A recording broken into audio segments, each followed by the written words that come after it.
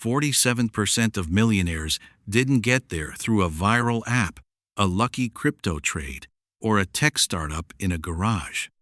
They built their wealth through something far less Instagrammable. While the rest of the world is busy chasing the next AI gold rush or a drop-shipping trend that will be dead in 6 months, a quiet group of individuals is getting rich by doing things nobody else wants to do. They are the owners of what we call dull, normal businesses. These are repeatable, unglamorous services that quietly compound cash flow month after month. In a world of volatility, these businesses are the bedrock. In fact, while the failure rate for trendy startups sits at nearly 90%, boring businesses like laundromats, self-storage, and vending routes often boast a 90% success rate. By the end of this video, you'll know the 6 boring business models that consistently produce millionaires. We're going to walk through the journey of a guy named Harry, an ordinary logistics worker who used 3 specific filters to quit his 9-to-5 and build a $1 million empire in just 6 years. You'll see exactly when his cash flow eclipsed his salary, why boring is the ultimate competitive advantage, and why your path to freedom probably involves more soap and cardboard than code and silicon. The turning point. Harry's $863 reality check. Before the assets and the luck, Harry was just another guy stuck in the middle-class squeeze. At 32, he was an operations coordinator for a logistics firm. He earned $3,419 a month after tax. After rent, groceries, and his car payment, he was left with almost nothing. His net worth? A paid-off hatchback and exactly $863 in a savings account. Harry had tried to be clever. He tried a drop-shipping store. Profit, $97. He tried a crypto phase.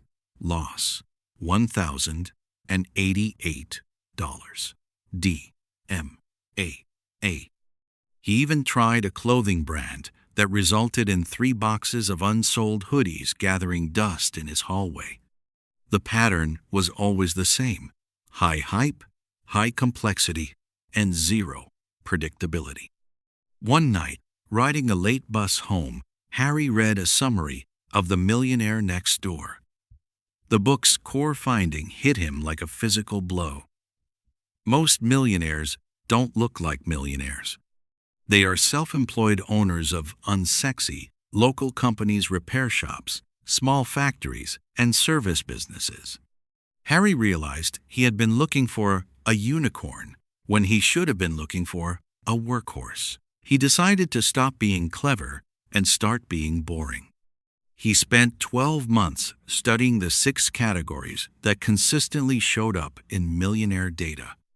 1. Laundromats, the ultimate cash flow anchor. The first business on Harry's list was laundromats. Initially, he laughed. Who doesn't have a washing machine? He thought. But when he looked at the data, he saw a different story.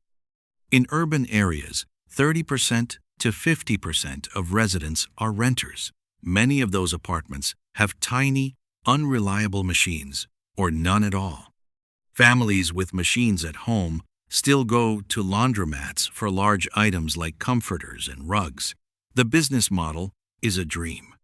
No inventory. You aren't selling products that rot or go out of style. Upfront payment. Customers pay before they use the service. Recession-proof. People need clean clothes, whether the stock market is up or down. Harry found a neglected laundromat 15 minutes from his home. The owner was 59, tired of fixing leaks, and ready to retire. The revenue was steady but stagnant. The price was $198,000, netting $4,200 a month. The deal. Harry didn't have $198,000. He used a boring millionaire strategy. He sold his hatchback, took out a small line of credit, and scraped together $27,000. He convinced the owner to finance the remaining $171,000 over 7 years. The result: in month 1, after debt service and expenses, Harry took home $1,317. It wasn't life-changing, but it was passive. By month 6, he added card readers and a wash and fold service for busy professionals. His net cash flow jumped to $2,189. The machines were spinning, and so was his wealth. 2. Vending routes, the micro real estate play. While Harry was at his laundromat, he noticed people waiting, and while they waited, they got hungry. He realized his laundromat wasn't just a cleaning business, it was a captive audience business. He bought a used vending machine for $2,371 and placed it by the door. Within a month, he realized the margins on a $2 bag of chips were better than the margins on a $4 wash cycle. He quickly expanded, finding a retiring operator and buying 3 more machines. He placed them in a warehouse, an office lobby, and a car repair shop. The strategy: vending is a game of pennies that make dollars. It's boring. You drive, you refill, you count coins, but it requires 0 staff. By month 12, his route was clearing $2,413 a month in profit. Combined with his laundromat, Harry was now making over $4,600 a month. He was officially making more from his boring side hustles than his 9-to-5 logistics job. 3. Self-storage, the pack rat economy. This was the heavy hitter. Harry learned that self-storage is built on one of the most powerful psychological traits in humans: loss aversion. Once someone puts their treasures in a box and pays $150 to store them, they almost never move them out. It's out of sight, out of mind billing. Harry couldn't afford a $2 million facility, so he used the partner-operator model. He found a local contractor with an empty acre of land behind an industrial park. The contractor had the land, but no time to manage tenants. The deal: Harry funded 30% of the build cost using his laundromat cash flow and took over 100% of the operation's marketing, software, and tenant screening. By month 9, the facility was 80% full.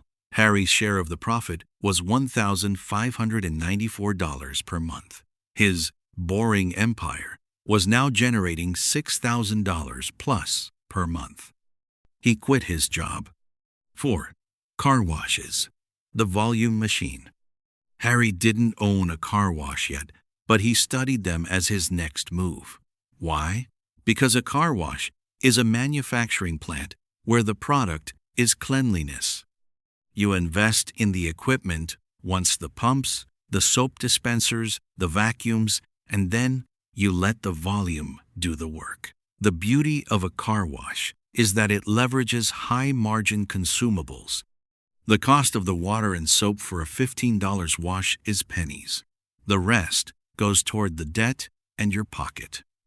More importantly, the land under a car wash often appreciates faster than the business itself. It's a double win. Cash flow today, a massive real estate exit tomorrow. 5. Pest control, the subscription to sanity. This is perhaps the most underrated millionaire maker. Pest control isn't a one-and-done service. It's a recurring subscription. If you have termites or roaches, you don't just want them gone once, you want them gone forever. Harry saw that a single technician with a truck could handle 80 to 100 homes a month. At $60 a month per home, that's $6,000 in revenue from one employee. Scale that to 5 trucks, and you have a $500,000 business with 80% recurring revenue. It's dirty work, which means there's less competition from the laptop class who only want to work from cafes. 6. Property management. The middleman's toll. Finally, Harry looked at property management. This is the toll booth of the real estate world. You don't need to own the buildings to get paid from them. Landlords are often accidental. They inherited a house or moved and couldn't sell. They hate dealing with leaky toilets and late rent. A property manager steps in, takes 10% of the gross rent, and handles the headache. If you manage 100 doors at an average rent of $1,500, you're pulling in $15,000 a month in management fees alone. It's a business built on systems and spreadsheets, the definition of boring and the definition of profitable. The Harry filter. How to pick your own. Harry's net worth hit $1 million at age 38. He didn't get lucky. He followed 3 strict filters that you can use today. 1. The continuity filter. Does the customer pay me at least once a month? Storage, laundry, pest control. 2. The low drama filter. Is the price point low enough that the customer doesn't have to think about it? A $1.50 soda or a $4 wash. 3. The asset filter. Do I own the physical equipment or land?